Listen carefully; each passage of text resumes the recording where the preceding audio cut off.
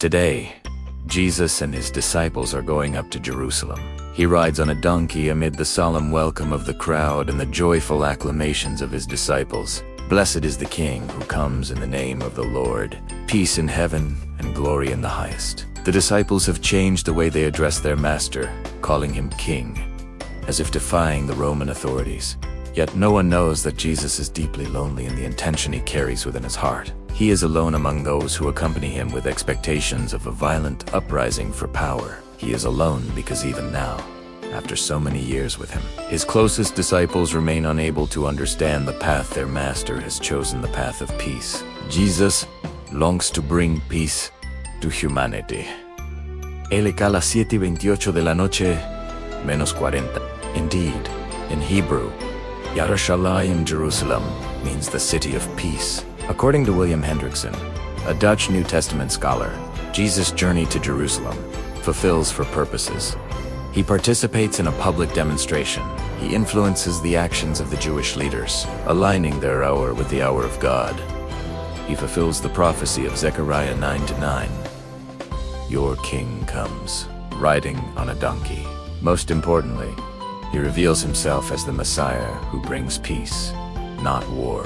Thus, from his very first steps toward Jerusalem, Jesus chooses the posture of a king, one who is received with reverence. Yet instead of entering on majestic horses symbolizing royal might, or in luxurious vehicles as world leaders do today, Jesus humbly sits on a young donkey.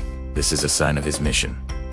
He comes in peace, to serve, and to offer his life. He longs to bring peace to his people, and the hour has come. Jesus longs to give himself for humanity. LK 22:14-20 today. Jesus goes up to Jerusalem with his disciples. He desires to celebrate the Passover meal with his beloved friends, commemorating the day God freed the Israelites from slavery in Egypt. During this traditional Passover, Jesus reveals his innermost desire. He will establish a new Passover, one that liberates all humanity from the slavery of sin through his passion. In this new Passover, he himself is the sacrificial lamb. His body and blood become the offering for the sins of the world. He tenderly invites his disciples to share in this profound mission, and to remember him by continuing this sacrifice daily in their own lives. Truly, he longs to give himself not just once, but forever. At the Last Supper, he uses bread and wine to express this burning desire. This is my body, given for you. This is my blood, poured out for you. Él a las 10:19 de la noche, menos 20. This longing is fulfilled each day at the Eucharistic table, where Christians are invited to partake. Jesus longs to fulfill the Father's will. LK 20-41 today. Jesus goes up to Jerusalem with his disciples. He goes to fulfill the Father's will.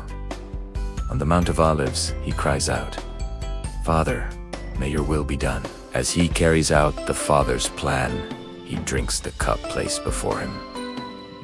The bitterness of loneliness as he faces the temptation to give up LK, las 10:45 de la noche menos 46. The bitterness of betrayal when Judas kisses him to hand him over. LK 20-47-48. The bitterness of denial when Peter refuses to acknowledge him. LK 22:54-61. The bitterness of ridicule and contempt from the guards and the thief who mocks him. LK 22-63-64. 23:39. The bitterness of humiliation as he hangs naked on the cross.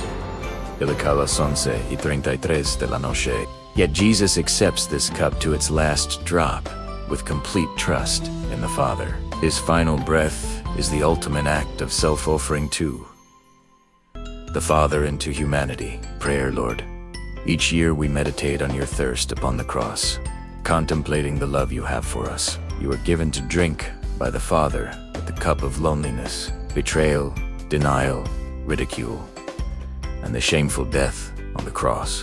And yet, in that bitter cup was the sweetness of salvation and reconciliation. Grant that as we carry our crosses and follow you, we may always feel your companionship in every step, even when we fall along life's path.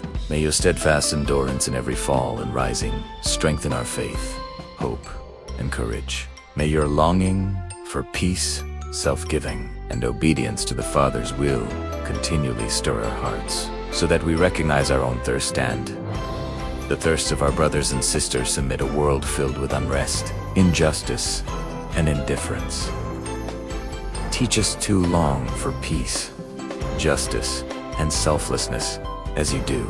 And finally, through your sorrowful passion and death on the cross, heal the wounds within our souls. Amen.